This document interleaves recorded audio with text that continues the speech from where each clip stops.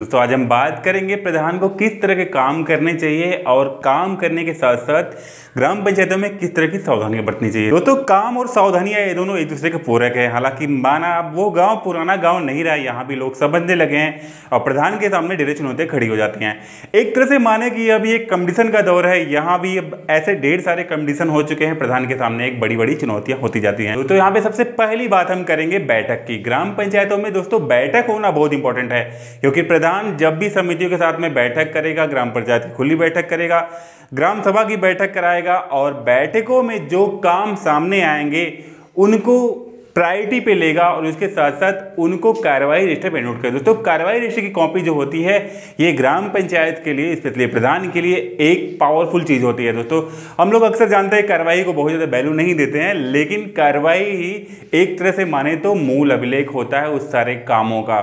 दोस्तों यहाँ तक कि होता है अगर कभी कोई किसी को प्रधान को कोर्ट में चैलेंज करता है तो उस जगह पे वो कार्रवाई कापी ही उसकी रक्षा करती है दोस्तों। लेकिन ये कब काम करती है? जब कभी प्रधान उस कार्रवाई रजिस्टर में उपस्थित हुए सारे कामों को लिखता है और वहाँ पे उपस्थित सबके सदस्य के सिग्नेचर्स लेता है। उसके बाद उसी कार्रवाई रजिस्टर्स में जो काम लिखे जाते हैं वही काम जो है पोर्टल पे अपलोड होते हैं, उन्हीं के सापेक्ष काम होता है।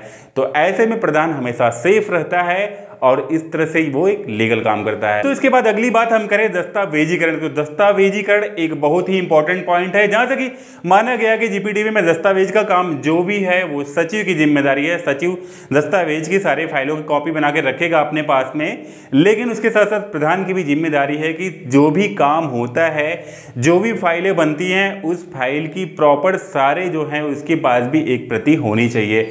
यहाँ तक बता दें आपको कि हर काम की प्रत्येक अलग अलग फाइल उसके पास सुरक्षित रखनी चाहिए, जिससे कभी भी औचक निरीक्षण या फिर किसी विशेष परिस्थिति पर उसके पास फाइल की कॉपी रहे और वो दिखा करके अपने आप को सेव कर सकता है। तो यहाँ पे बता दें आपको कि जो भी हमारी एस्टीमेट कॉपी बनेगी जो हम अपने फाइलों में सुरक्षित रखते हैं, जिसे उस पर क्या होगा, अभी ग्राम पंचायतों को अगर 2 लाख रुपए तक का कार्य है तो उसमें ग्राम पंचायत की स्वीकृति होनी चाहिए और उस पर मोहर लगी होनी चाहिए। उसके साथ साथ हमारे फाइल में जो भी हमने सामान लिए हैं उनके बिल वाउचर भी उसमें प्रॉपर नत्थी होने चाहिए। उसके बाद ये फाइल की एक कॉपी हमारे पास सुरक्षित और एक कॉपी हमारे सचिव के पास भी सुरक्षित होनी चाहिए। तो यहाँ पे कुछ बातों का ध्यान रखना आवश्यक है, जैसे कि कुछ कामों में कन्वर्जेंस की व्यवस्था होती है।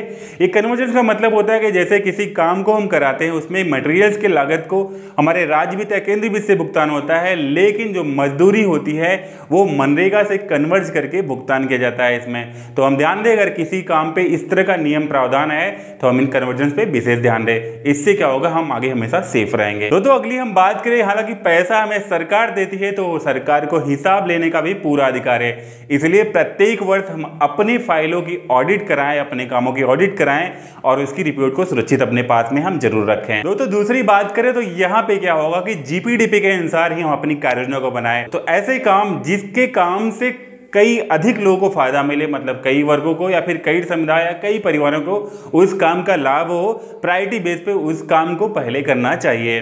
दोस्तों अगर इस तरह से हम उस काम को अपने कार्ययोजना के लिस्ट में बना करके प्लान प्लस पे अपलोड करके प्रॉपरली करेंगे तो फिर ये हमको जो है कहीं न कहीं एक सिस्टम में लाता है और हमको गलती करने से रोकता है। तो अगली मोस्ट इंपॉर्टेंट चीज़ है, हम जो भी कार्य करें उसकी जो भी हमारी लागत होगी वो हमारे टेक्निकल ऑफिसर जेई जो होते हैं उनके द्वारा बनाए गए जो हमारा एस्टीमेट होता है, एस्टीमेट के अनुसार ही हम कार्य करें।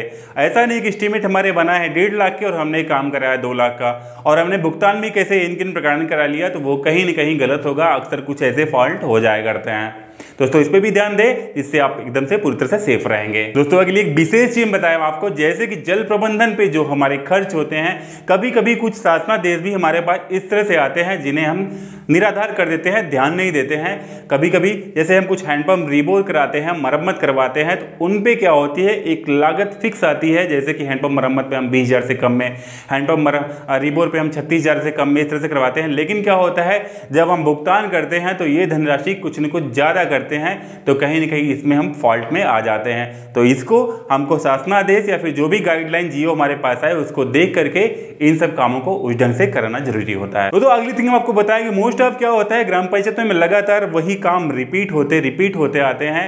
किसी एक काम को एक ही प्रणाली के बेस पे जो है, जिसको हम कह सकते हैं एक ही ढर्रे पे लगातार चलते हैं, तो वो गलत होता है। दोस्तों ग्राम पंचायतों में जो नियम है वो नियम क्या है कि कई तरह के काम जो है, हर तरह के काम चौमुखी विकास या सबके विकास के कार्य की प्रणाली को देखते हुए काम को करते रहें। इसका मतलब कि काम को अलग अलग भागों में बंटवारा करके जितने भी सारे सफाई के काम, जल के काम, सड़क के काम, नाली के काम, सब काम को अलग अलग पार्ट करके और हर तरह के काम ग्राम पंचायतों में होना होगा। इससे प्रधान और वहां के पंचायत समिति भी सेफ रहेगी। दोस्तों अगली मोस्ट ऑफ थिंग्स है, ग्राम पंचायतों को अधिक धनराशि लेने के लिए ग्राम पंचायत की स्वयं की आय पे भी जो है थोड़ा काम करने की आवश्यकता है। अभी गवर्नमेंट की कुछ फोर्समेंट भी आ रही है, कुछ ट्रेनिंग प्लान भी अभी सामने आने वाले हैं, जिसमें हर प्रत्येक ग्राम पंचायतों को जो है अपनी स्वयं की आय पैदा करनी जरूरी हो जाएगी, जिससे उसे 10% का परफॉर्मेंस ग्रांट्स भी गाँव में मिल सके। दोस्तों ये 10% का परफॉर्मेंस ग्रांट क्या होता है, हम इस पर अगली वीडियो बनाएंगे, आपको प्रॉपरली जानकारी देंगे और उसमें यह भी बताएंगे आपको कि आप किस तरह से गांव में स्वयं की आय को पैदा कर सकते हैं। दोस्तों ग्राम प्रधान के लिए ऐसी कई बातें हैं जो कि इंपॉर्टेंट है, लेकिन हम इस छोटे से वीडियो में नहीं बता सकते। तो जुड़े रहिए हमसे, अगले वीडियो में कुछ और जानकारी लेके आपके लिए आते रहेंगे। तब तक के लिए जय हिंद, बाय दोस्तों।